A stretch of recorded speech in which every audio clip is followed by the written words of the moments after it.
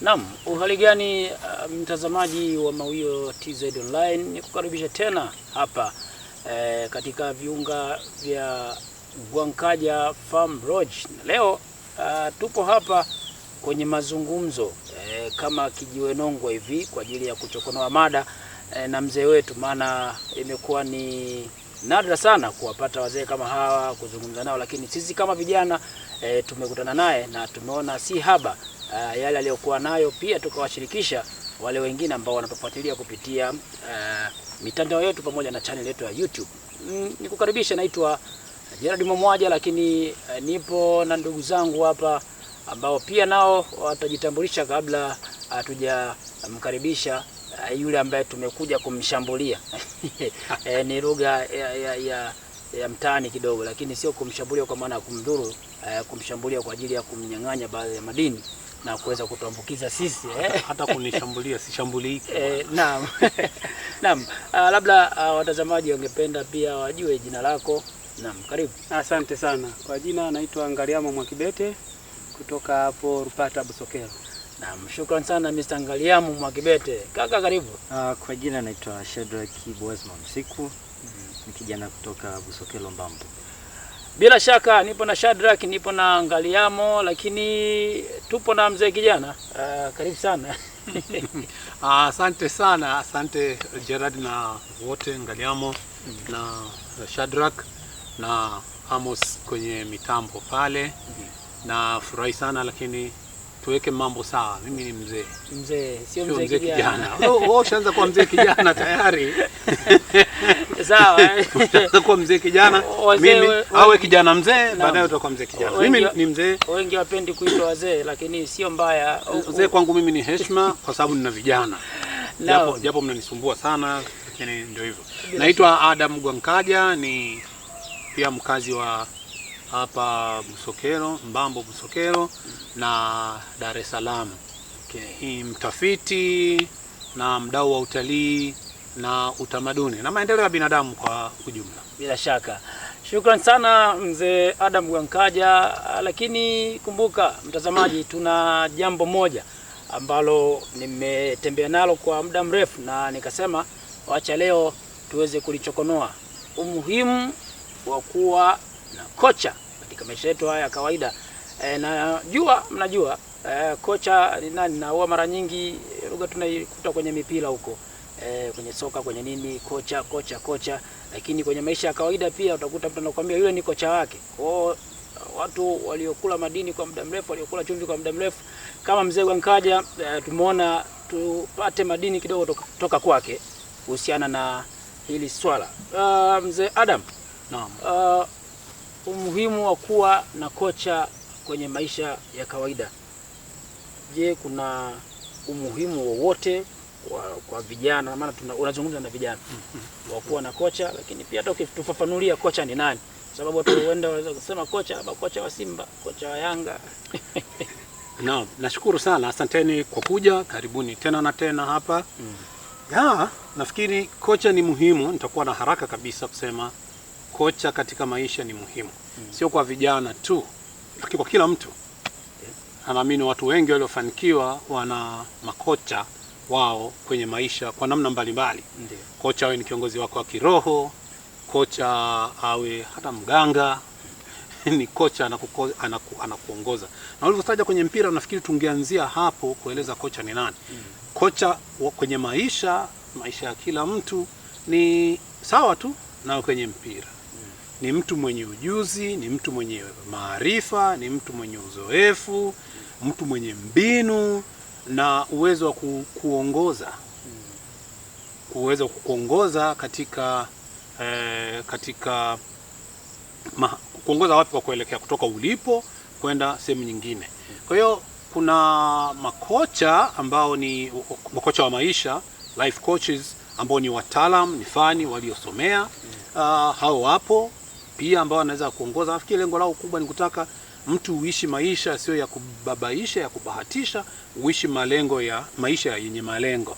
Kwa hiyo huyo kuna kocha wa aina hiyo nafikiri. Lakini hapa nafikiri nizungumzie tu makocha katika maisha yetu ya kawaida, tukiacha hawa watu ambao ni wako kwenye ni taaluma zao, ni ujuzi wao, ni utaalamu wao, professional life coaches. Lakini yes, nitasema kabisa na kwa haraka kabisa, ndio ni muhimu kwa kijana kuwa na kocha katika maisha, mmoja wawili, ukiwepo mmoja ni sawa, lakini kwa kweli sio kwa kijana tu. Na bahati mbaya tuna vijana, niko na vijana wa kiume hapa tu pekee, lakini awe ni kijana wa kike, awe ni wa kiume, awe ni mwanamke, ni mwanaume, naamini watu wengi wana makocha. Kama wanawatambua kama makocha, hawatambui kama makocha, sio shida. Lakini ni kwamba ni mtu ambaye unamtegemea na kusaidia kukuongoza, kama vile kwenye mpira.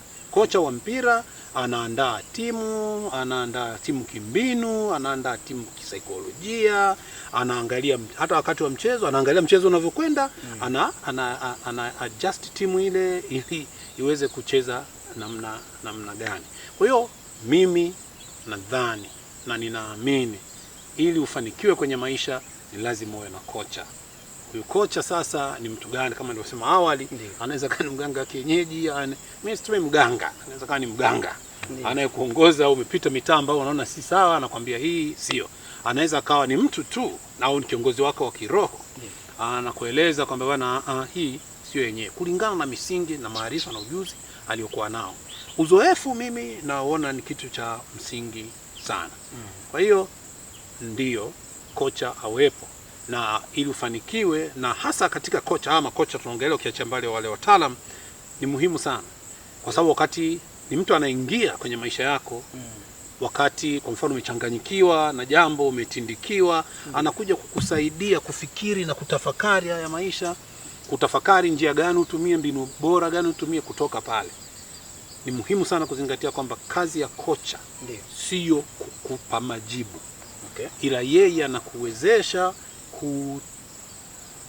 kufikiri na kutafuta majibu yako ya kujinasua kwenye mtanziko au kwenye mkwamo ulio. Kwa maana hiyo, ukiwa na mtu ambaye yeye ni kukupa majawabu, huyo si kocha tena. Mimi nitasema huyo sio kocha, kwa sababu sasa kocha sana kocha akusaidie kujua mbinu na maarifa ya kupata samaki kutoka kwenye mto, kama upo huo mto. Kama haupo, basi atakuchimba bwawa kama ni lazima. Huyo ndio kocha. Kocha kama anakupa samaki tu, sidhani kama anakuwa na sifa hiyo ya kocha, hakulazimishi. Na kocha mzuri ndio kama mpira tu. Sio lazima kocha haingii uwanjani. Atapiga kelele kushoto, kulia. Mimi sijui kama hiyo inatija, lakini ndio fanya hiki, kimbia kule. Hivyo anaongoza pale, hachezi yeye. Ingaje Tanzania kuna kipindi tulikuwa na makocha wachezaji. Tanzania tumekuwa na makocha wachezaji. Nimewaisikia. Yes. Kwa katika kusisitiza, labda naweza nikatoa mfano wangu mimi mwenyewe wa umuhimu wa kocha mchezaji. Sio kocha mchezaji, umuhimu wa kocha katika maisha. Mfano wangu mwenyewe kuhusu jinsi kocha alivyoweza kusaidia. Na hii inahusika sana kwa vijana. Nikiwa kijana mdogo nilipata heshima, na mwaka 1999 nilipata heshima ya kuongoza shule ya sekondari Isange Busokelo, hii upande ule wa juu, upande wa Makaleli. Sasa niko mdogo, nimetoka chuo, nilifundisha kidogo baada ya kumaliza form 6, baadaye nikaenda chuo. Nimetoka chuoni, nina nguvu, nina munkari wa kufanya mambo yatokee, nikakabidhiwa shule ya wananchi, shule ya kata ya Isange kule Makaleli, iliyokuwa chini ya meneja wa ile shule ilikuwa ni Diocese ya Konde ya KKKT. Kwa hiyo nimekwenda pale naongoza ile shule. Najifunza huku nafanya kazi. Nafikiri labda kama ingekuwa ni coaching, basi ningekuwa ni kocha mchezaji. Kwa hiyo naongoza shule ile huku naenda. Sasa tukafika mahali tukapata mkwamo. Wakati ule serikali inabana sana masuala ya uandishaji holela wa shule za private. Wakati hiyo Isange iliyopo leo hii tulianzisha kama private.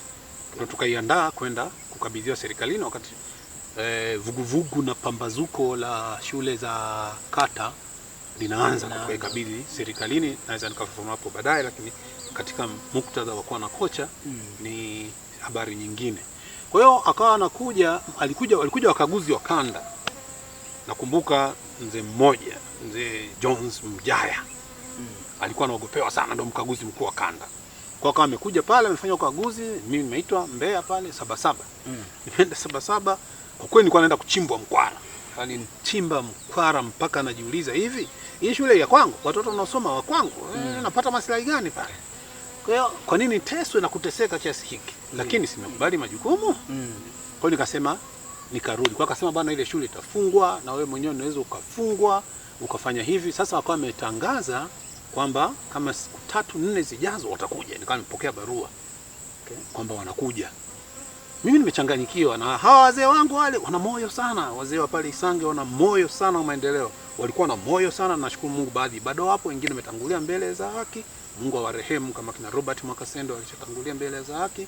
Yupo alikuwa mwenyekiti wetu mzee Rufingo Ahadi Mwakibete, kwa mtana Mwaitege alishatangulia mbele yake, lakini walikuwa na moyo sana. Wamebaki wengine kama mchungaji Mwaipaja, Sigelile Mwaipaja, mzee mfugaji wa Mwita Ambepwile Mwakapasa, bado wapo, tunamshukuru Mungu.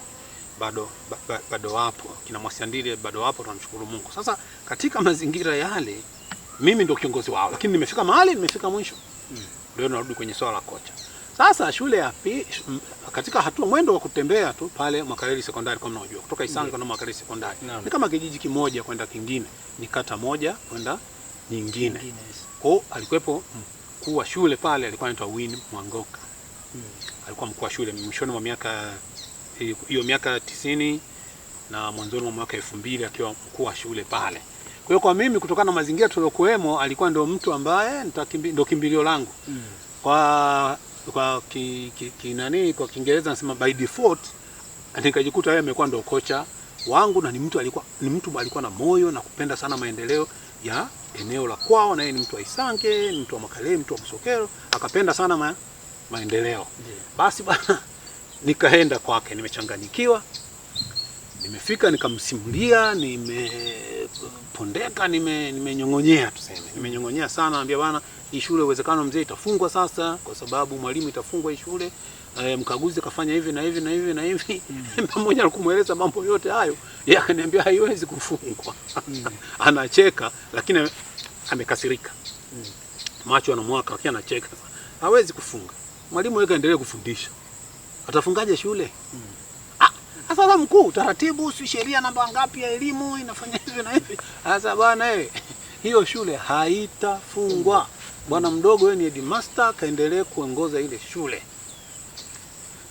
Ngoja nikuulize maswali. Naam mkuu, nasikia. Akasema, wewe umeajiriwa na mkaguzi wa kanda? Nikasema hapana. Akasema, walimu wenzako wameajiriwa na mkaguzi wa kanda? Nikasema hapana. Akasema, hii shule inajengwa na kanda? Nikasema hapana. Wanafunzi ni watoto wa mkaguzi wa kanda? Hapana. Nikasema hapana. Nenda kaendelee kufundisha. Sasa nikamwambia, unajua kuna mtego sasa, watoto wamefika form 2. Mwaka jana walifanya form 2 mtihani tulio wa embedi Mwakaleli wakafanya. Sasa huu mzee anasema atazuia kufanya mtihani. Anasema kwani lazima afanye mtihani? Anasema tutawapa wenyewe mitihani. Anasema tutawapa mitihani sisi wenyewe. Anasema hata tukishindwa sisi watafanya Cambridge. Wow. Mimi taratibu anavyoongea najaa upepo. Kupata nguvu. Nikapata upepo, nikajaa upepo, nikashuka pale. Nikawa yani kama kapaka ambako kamegeuka kuwa chui. Walipokuja wakaguzi siku hiyo, nilikuwa na confidence. Kama kulikuwa na confidence meter, basi mimi nilikuwa 99% kabisa kule. Kwa amefika, nikawa nimepata ile kujiamini, wamekuja nikapangua hoja zao, nikazieleza mikakati tulionayo na nini. Huku nikijua kwamba hawezi kufunga shule, hata kifunga sisi tutaendelea kufundisha. Tutatumia mitaala Cambridge. Tutaipataje mtihani ya Cambridge? Itajulikana mbele ya safari. So tukavuka kile kigingi. Hakuwepo kunisemea. Sikutumia maneno aliyoniambia kwamba nimwambie sasa kwani hawa wana nani? Ni watoto wako. Lakini alinifanya siku mbili zile zilikuwa zimebaki, alinifanya nijiandae, nijitafute, nijipate, ni mobilize hawa wazee wangu na vijana wenzangu, tulikuwa tunaendesha ile shule kwamba hii shule itaendelea kuwepo. Kweli mpaka kaendelea kufanya mitihani ya form 2 kupitia Mwakaleli. Ikatokea fursa tukawahamishia watoto waliokuwa pale wa form mtihani wa form 2 wakaenda nafikiri mwaka 2001 walimaliza form 2 tukahamisha Mwakaleli Sekondari, kwa na window hiyo. Wakati wa Mungai ndo waziri. Basi tukawa tumefanikiwa. Baada ya hapo pia ndo tukashauriana na wazee wangu, kuendesha shule private sasa hivi kitakuwa kazi ngumu sana. Basi tuiandae hii shule tuikabidhi serikalini. Kwa hiyo tukafanya maandalizi, ilipokuwa nakaribia kwenda serikalini, mimi nikaenda zangu chuo kikuu kusoma. Lakini nauona kama ni mfano hai wa kuwa na kocha. Mentor unaweza kawaita mshauri, unaweza kawaita mwelekezi au mlezi, unaweza kumuita, lakini uwe naye. Kwa sababu kuna wakati maisha sio tambarare kila wakati, kuna wakati unapanda milima na kuna wakati gia zinarudi reverse, wakati gari inataka kwenda mbele. Uwepo na mtu anaweza weka kigogo au kwamba umekachapa hapo Mwakyusa. Kwa hiyo yako kakona umekachukua vizuri. Awepo mtu wa kusema hivyo katika maisha. Kwa hiyo ninasisitiza kabisa kocha ni muhimu kwenye maisha. Okay, tumepata mwanzo mzuri sana, na tunazungumza kwenye kizazi hiki na uzuri tupo vijana. Kabla vijana hawajamkanga mzee, lakini mimi mwenyewe pia naweza nikawakanga vijana wenzangu pia, kwa sababu tupo ulimwengu huu wanaita kizazi cha .com. Vijana wengi Ngaliamo, unaona hili swala kuwa na kocha kama tujalizingatia sana. Kwa upande wako unaona kuna wote wa sisi vijana, ama uliwahi fikiria wewe kama kijana sasa? Tupate sample kutoka kwako hapo. Umeifikiria hili swala ambalo tumejaribu kulipata kutoka kwa mzee wetu? Nashukuru sana ndugu Mwamwaja, na nimshukuru mzee wetu. Hili jambo hapo mwanzo sijai kulipata, ila sasa nimelipata. Sasa nashindwa jibu sahihi ni lipi kwamba nimewahi kulipata, kwa sababu hapa napewa ni katika hiyo. Na nimshukuru mzee kwa sababu anachokiongea sasa. Nilikuwa naenda kwenye football, najaribu kufananisha na makocha wa kule. Naona sasa ingewezekana kabisa tuwe na benchi. Sababu mambo yamekuwa mengi, ni utandawazi. Ukubali ukatae, utaishi na watu wengi, hauwezi kuwa kisiwa. Tuna masuala kadha kwenye jamii, kwenye mambo ya uchumi. Tumekuwa vijana tukikwama, tukiamini hasa kwamba yale tuliyoyapata shuleni yanatosha kuishi kwenye jamii. Na muda mwingine watu tuliokuta kwenye jamii tumekuwa tukiwapuuza, japo wametangulia hatua 1, 2, 3 katika maisha. Kumbe katika hilo ningeweza kumtumia huyo, yeye ana elimu ya mazingira yale. Lakini ujuaji tulionao vijana ni shida. Nimshukuru sana mzee kwamba hili binafsi nimeichukua, na nahakikisha siwezi kuchelewa na mimi niwe mfano. Lazima nipate benchi la ufundi lokamilika. Na wewe uende kama kocha wa mtu tena. Exactly. Hiyo ni muhimu sana. Nashukuru kwa hiyo ni muhimu sana. Na wewe hilo. Shadrack, una makocha ngapi mpaka sasa? Kwa mpaka sasa hizi mimi naweza nikasema naenda kutafuta. Kwa maana hiyo uko na kocha? Nilikuwa sina kocha mpaka sasa hivi. Kwa nini labda? Kwa nini? Nafikiri tu ni akili ya ujana. Lakini kwa sasa hizi nimepata elimu. Labda inawezekana nilikuwa na kocha, lakini nilikuwa sijui kwamba ni kocha namna gani. Lakini mpaka sasa hizi, kwa maana najua labda kuna kama jambo linakutatiza kwenye harakati zako, lazima kuna mtu ambaye tu unaweza kumuuliza, bwana hapa nimekwama. Wewe ni kocha. So unaona kuna umuhimu wa kiasi gani sasa kwa sisi vijana?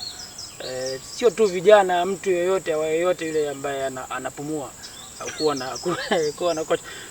Kwa sababu unakuta mzee labda na wewe umekwama, lakini hata mimi unaweza kunitumia kama kocha. Inawezekana. Pengine kabla hajajibu ni hakikisha hilo ni muhimu sana. Mimi mmoja wapo wa makocha mnawafahamu, makocha wangu mimi niongea ni vijana. Kwa mfano, masuala ya teknolojia imebadilika. Siwezi, mimi najibidisha sana kuelewa teknolojia, lakini siwezi kufika hatua hiyo. Daniel Mlamka, manager Gwankaja Farm Lodge, ni mkocha wangu mzuri sana sasa hivi. Huyu bwana naye ni kocha wangu mzuri kwenye masuala ya teknolojia kwa mfano. Kwa sababu kocha sio tu awe aliyekuzidi umri. Kocha anaweza akawa mdogo kuliko wewe, lakini awe na ujuzi, maarifa na uzoefu. Mimi naweza kuedit video kupitia simu. Mwalimu wangu CapCut, UCut ni Amos Sajile na Daniel ndio ananielekeza, mzee unafanya hivi, unaweza kusema ni coaching ile, mzee unafanya hivi, mzee anakupa mwangaza, anakuongoza, anakupa kujiamini, fanya video nitumie, unamtumia, anaangalia hapa mzee, lakini sasa hapa ulizidisha kupodoa kwa picha hayo, rekebisha. Samahani kwa kukatisha, lakini nataka kusema hiyo ni muhimu. Shadrack, nafikiri kocha ni muhimu sana, kwa sababu makocha tunajua sana makocha kwenye michezo mpira, si ndio? Lakini kama alivyoeleza mzee wetu hapa, nimekuja kubaini kwamba kuna kocha ni muhimu sana, kwa sababu ni mtu ambaye anaweza katoa mwelekeo, lakini pia ni mtu ambaye anaweza akajenga mbinu. Anaweza asiseme kwamba akajenga akakupa hela moja kwa moja, no, anaweza akakupa nini? Akupa njia kwamba bwana pita hapa. Yes, nafikiri ni moja hapo ya umuhimu wa kocha, ambao kwa mimi hapa jinsi nilivyomsikiliza mzee hapa nimebaini. Kwa hiyo vijana inatakiwa tuwe na makocha, kwa sababu nahisi itakuwa ni njia nzuri sana kufikia malengo au kufikia kitu ambacho tunatarajia kuwa nacho. Binafsi naamini hivyo. Na tumeshuhudia kwenye kizazi hiki pia siku hizi kesi nyingi, vijana kujinyonga, kunywa sumu, kufanya nini, pia nadhani hii inachangiwa na kutokuwa na mtu yeyote ambaye pia unaweza ukatoa jambo lako, ukaeleza, ukapewa njia namna gani ya kufanya. Sasa pia kwenye makocha mzee experience, unaweza kupata kocha ambaye pia anaweza kukutumbukiza shimoni. Kwangu mimi ni sahihi kabisa. Kwa hiyo kocha sio kila mtu, sio kila mtu anaweza kawa kocha wako.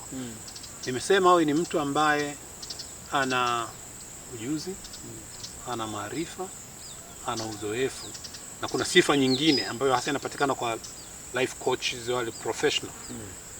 Confidentiality. Awe ni mtu ambaye anaweza akatunza siri hiyo, na kingine cha ana kifua. Kingine cha tano, awe ni mtu ambaye wewe una imani naye. Umeona? Kwa hiyo tunarudi kwenye imani. Sijai kupata tafsiri nzuri zaidi ya imani, zaidi ya mwamba mmoja anaitwa Mtume Paulo. Imani, kuwa na hakika na mambo yatarajiwayo, bayana ya mambo yasiyoonekana. Nafsi yako tu inakwambia, mimi nilipiga nikatazama pale nikaona hapa Mwalimu Win Mwangoka ni msomi, ni headmaster muda mrefu, ni mtu ambaye nafahamu anajiamini. Umeona? Kwa hiyo nikasema ni dhani hata nisaidia. Na haikuwa mara ya kwanza, tayari tumesha engage katika masuala mengine.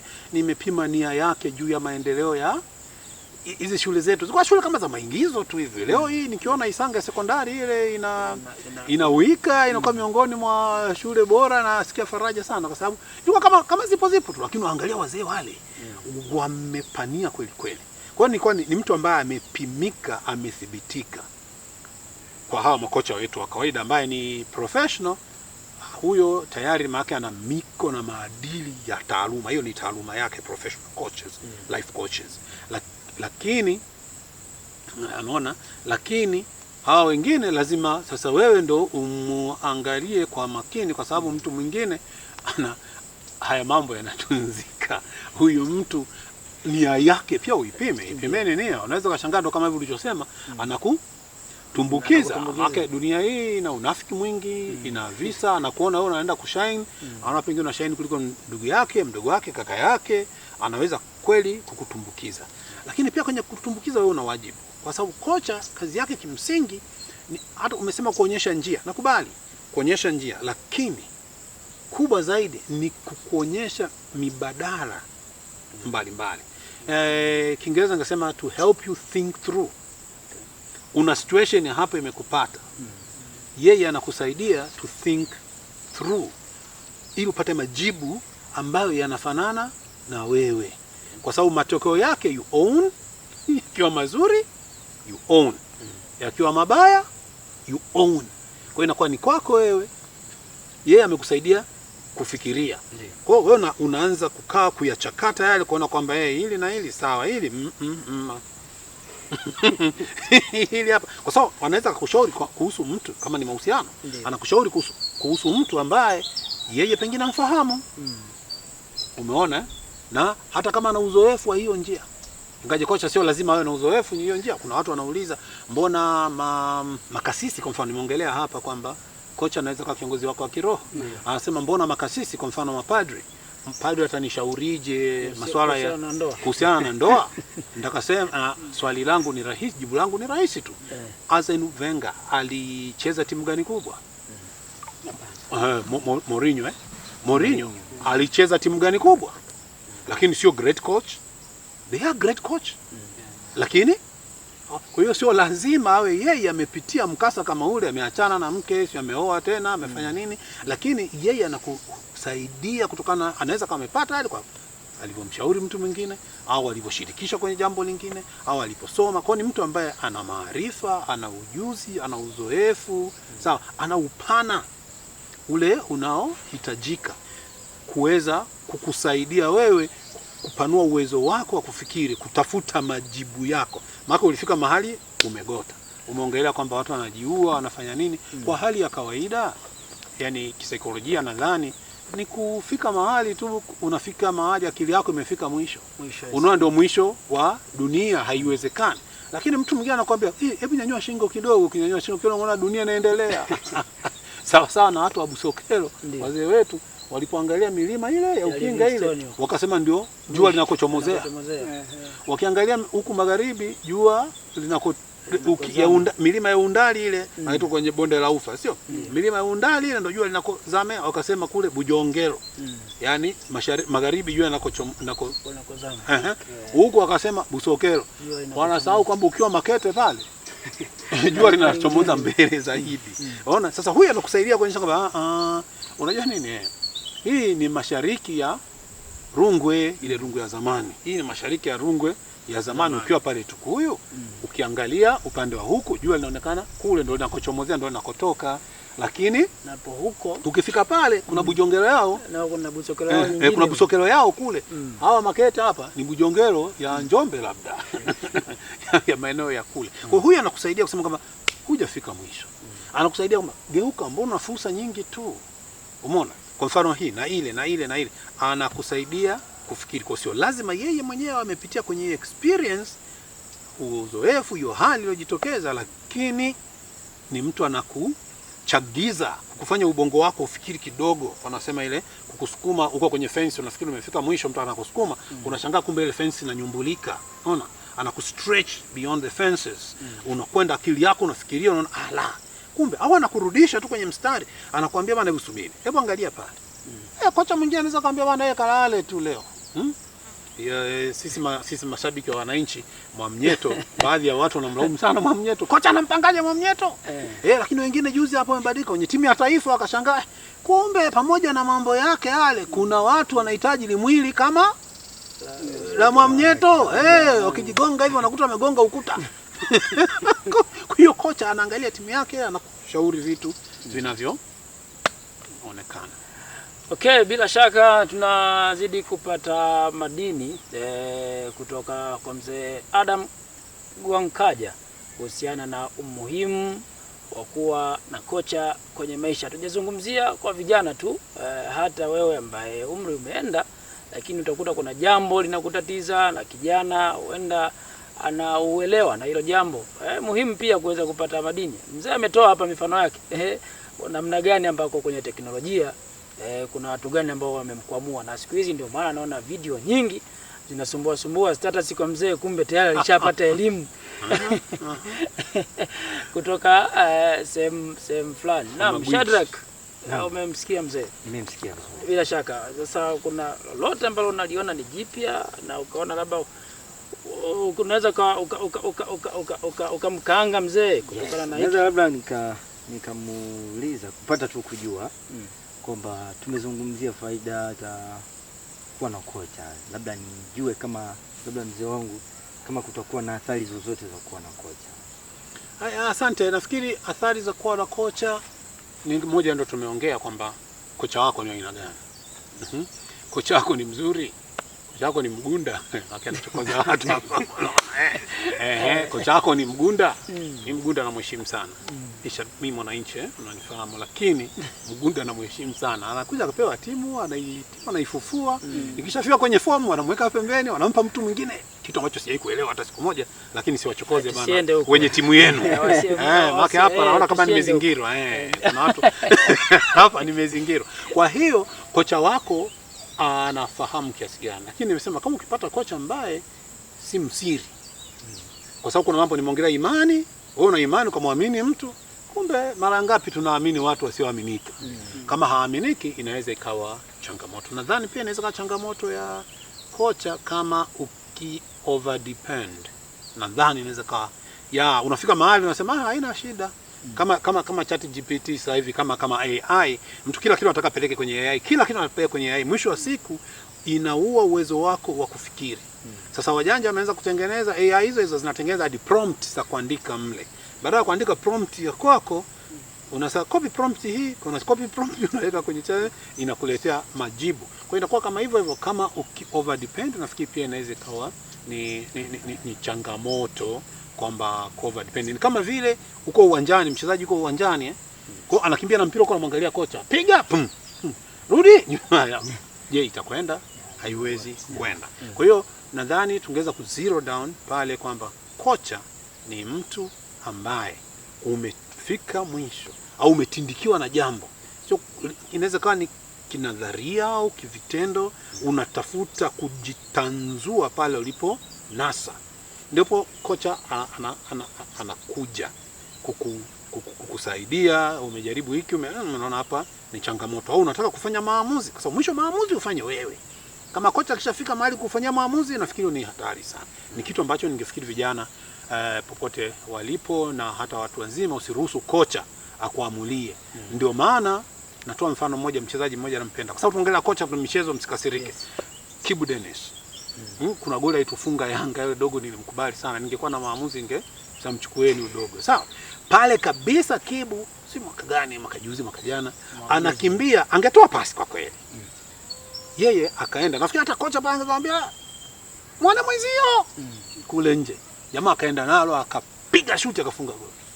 So ile independence, kocha ndio anaweza kukuambia, amekufundisha hivi kwamba eneo lile. Nafikiri hata wachambuzi na ufuatiliaji wanasema pale kwa hesabu zote alitakiwa ampe mtu. Lakini yeye akajiongeza na kujiongoza. Umeona? Kujiongeza na kujiongoza. Tunapata pia misamiati mipya. Asante. Kwa hiyo akaenda akafunga. Kwa hiyo usiwe over dependent kwa kocha kama mtu, lakini pia kocha anaweza kawa ni mtu ambaye hatunzi siri au hata nia yake haijapimika akakutumbukiza. Kwa hiyo nafikiri kufunga hili, nichukue mawazo ya Mheshimiwa Kikwete aliyesema za kuambiwa changanya na zako. Maamuzi ni ya kwako, madhara yake yatakuwa yako na faida ni ya kwako. Kwa hiyo mimi nimekusaidia tu kufikiria, kuliona itakuwaje, then wewe utafanya maamuzi unavyoona inafaa wewe mwenyewe. Ngaliamo, kuna lolote pia la kumkanga mzee? Kuna kwa mazingira ya kwetu sasa ya Busokelo, nimeona kati ya watu 10 kuna watu 6 mpaka 7 wapo kwenye vikundi. Hivyo vikundi, tukubali tukatae, kwa namna moja au nyingine vimekuwa na msaada. Kuna vikundi vya ufugaji, kuna vikundi vya kupeana hela kina mama, wengine wanasaidiana kujenga, wengine wanasaidiana habari za misiba. Ni jambo ambalo lipo. Je, kwenye makundi mko watu tofauti. Nataka kujua kwa mtaalamu wetu, tunampataje kocha? Na je, kocha hapo anaweza akatumika akafaa kwa namna gani? Naona swali langu liwe hapo. Sheria ni zile zile. Sheria ni zile kama unataka kocha wa kikundi, sasa kama unampata kocha wa timu, anapatikanaje? Umenielewa? Juzi nafikiri majibu unayo. Juzi umeniuliza bwana, yule mtu alikuja siku ile kuelezea Guinea Watukuyu. Yule wakati wa mkutano wa Busokelo kwa Mupene tulimwalika mtu kutoka jamii ya watu wa Makete ambao wenzetu wamefanikiwa kwa haraka zaidi kuungana, kusaidiana na nini. Sasa unaangalia ni kwenye eneo gani. Pengine huyu kocha hawezi kuwa kama Mwarobaini ambaye ana kochi kila mtu kwa kila kitu. Umeona? Unaweza kuwa na kocha kwenye masuala haya, huyu anakukochi. Sasa kwa sababu kama mimi ni kocha wako, hadi masuala umepata kaswende unataka nikukochi, maybe. Sawa. Kwa hiyo labda naweza nikakukochi kwenye eneo hilo, lakini kwa hiyo lazima kocha awe ni mtu ambaye ni specific, kama ile nimesema, awe na weledi huo unahusika, uzoefu, maarifa, ujuzi anavyo, sawa, na ari na moyo wa kukusaidia. Kwa kwenye vikundi kama hivyo ni muhimu sana kuwa na kocha. Unaona? Nakubaliana, kwenye vikundi hivyo ni muhimu sana. Inaweza ikawa kikundi kinakochiwa na kikundi kingine. Kwa mfano kikundi hiki kile kimekwenda hatua 5 mbele. Kwenye rejesho, jamani, tulikopa mkopo halmashauri, wenzetu nyie mlimaliza, mna mkopo wa 3, mnafikia sasa hivi nafikia kutakuwa na kuhitimu. Mnafikia ku graduate. Sawa? Mnafikia mkopo wa 3. Mbona sisi tunahangaika? Wala atawaambia jamani, sisi tumia mbinu hizi na hizi na hizi na hizi, maarifa haya na haya, na anaweza kaa ni coach, anaweza kaa ni mwalimu tu wa ujasiriamali, anaweza kaa ni afisa biashara pale, mtu anayefahamu kwenye eneo hilo. Kwa hiyo kocha anaweza kufaa katika mapana na mawanda yote mapana ya maisha, kwamba nani ana sifa. Sasa unampataje? Sasa ni wewe na nia ya kikundi kuamua nani mnamuona, mnamfahamu yuko wapi. Kawaida ni nzuri mtu anayefikika. Sasa hivi karibu kila mtu anaweza kufikika kupitia simu na nini, lakini kuna wakati ni vizuri kuonana ana kwa ana. Okay, bila shaka naam, kama kuna nyongeza yoyote kabla hatujamwacha mzee wetu apumzike, Shadrack? Binafsi nimemwelewa vizuri, sidhani kama tutakuwa na rangi. Singaliamo, naona kilichopo sasa ni kuchukua, kufunga na kwenda kufungua nyumbani nikale. Na bila shaka mzee, neno la mwisho neno la mwisho kwa hasa vijana, kwa sababu ndio kizazi cha sasa na kijacho. Ndio tumaini la taifa lolote leo kwa vijana, kwamba ni vizuri uwe katika watu kadhaa ulionao, usiache kuwa na 2 watatu ambao watakuwa kimbilio lako siku umegonga mwamba. Pasipo kujenga kwanza mahusiano, itakuwa ngumu kuja kushauri, pia hata kupima wewe nia ya huyo jamaa unayetaka akushauri yukoje. Kwa hiyo inaanzia kujenga mahusiano, wewe na watu 2 watatu, unajenga mahusiano jinsia yoyote waweze kukusaidia, uzoefu wote, mataifa yoyote kuhusiana na jambo mbalimbali. Ni vizuri ukawa na kocha. Mimi nisingekuwa na kocha Win Mwangoka, shout out to him. Mzee sasa hivi naambia yuko pale baada ya KK Salem, nafikiri pale ni mchungaji baada ya kustaafu ualimu. Na heshimu sana, nampa saluti sana, maana aliweza kusaidia maua mengi sana. Kwa hiyo Mungu ambariki, amzidishie siku nyingi. Na makocha wengine walionisaidia mimi binafsi, na pia namuomba Mungu aniwezeshe kuwa kocha wa wengine. Kocha wa wengine, tukiwemo mtu tu ajabu kama nyie. Naam, shukrani sana. Ni washukuru washiriki wote, lakini tumshukuru pia mzee wetu Adam Gwankaja. Shukrani za pekee ziwaende uongozi wa Gwankaja Farm Lodge kutupokea na kutupa mazingira haya tulivu. Ukitaka kuwafikia wako Mbambo, Busokelo ni eneo tulivu, vikao, malazi, vyakula na vitu kama hivyo. Nyuma ya mitambo, nyuma ya kamera ni mastermind Amos ya Sajire Mwamgobole. Naitwa Gerald Mwamwaja. Endelea kuwa nasi Mawio TZ Online. Asante.